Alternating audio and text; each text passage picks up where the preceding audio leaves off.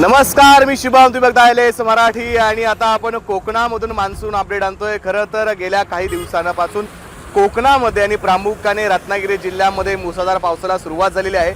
आता आपण मुंबई गोवा महामार्गावरती आहोत आणि खरं तर परशुरामांच्या पदस्पर्शाने पावन झालेली ही कोकण भूमी आणि या कोकण भूमीला अनेक नैसर्गिक वरदान या भूमीला लाभलेले आहेत. त्यातल्या त्यात जर बघायला गेलं तर रत्नागिरी जिल्ह्याला पर्यटकांचा एक आकर्षक केंद्रबिंदू जो मानला जातो तो म्हणजे आज सवत्सडा धबधबा आणि येत्या पावसामध्ये सवत्सडा धबधबा ओसांडून वाहत आहे. तुम्ही जर माझ्या पाठी बघितलं तर हा कोकणामध्ये जो येणारा पर्यटन आहे त्यांना या ज्या पर्यटकांना जो भुरळ घालतो असा हा सवत्सडा धबधबा हा ऐतिहासिक धबधबा आहे.